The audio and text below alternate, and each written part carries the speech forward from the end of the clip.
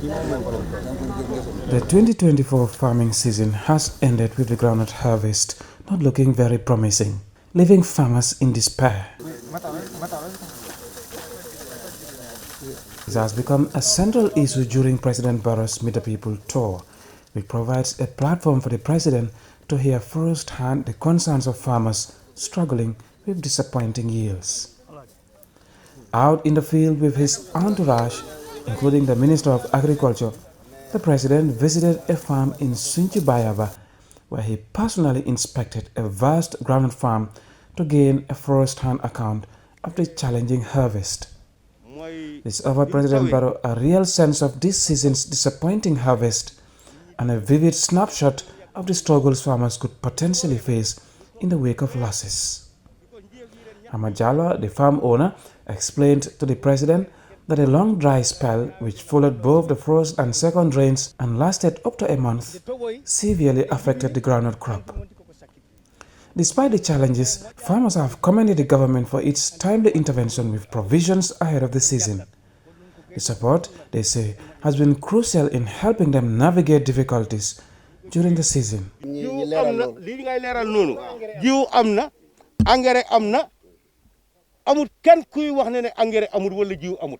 Seeds and fertilizer were available. No one can say they were lacking.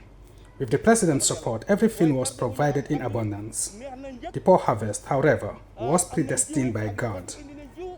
Despite this, we received the fertilizer on time and at affordable prices.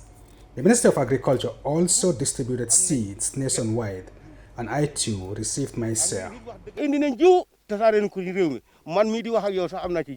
The poor harvest is particularly severe as groundnut is the main cash crop in the Gambia, with the government being the primary buyer.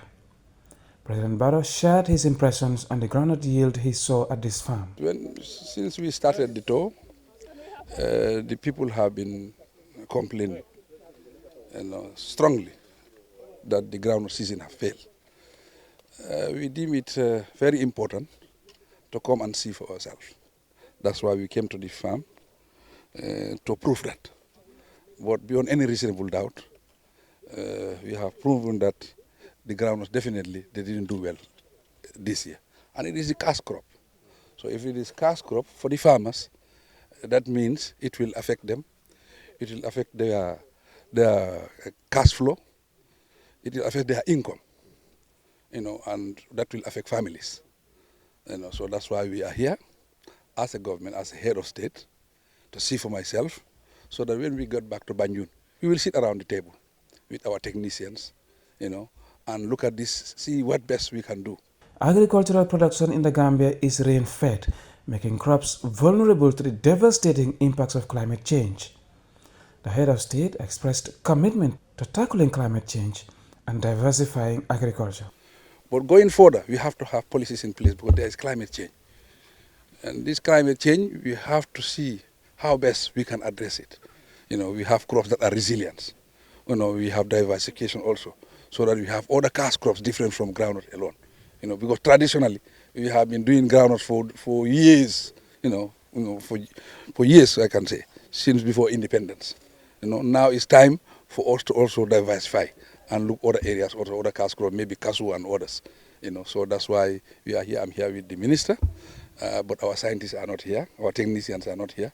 We will sit around with them to discuss this matter and see how best we can put policies in place so that we will avoid, this kind of happenings. Other cash crops such as coos, sorghum, and maize were not as badly affected by the poor rains, for they are more resilient and better adapted to dry spells. By diversifying and mechanizing agriculture, the government hopes to boost food security and address poverty in the country. Momodou Lamin Choi, News.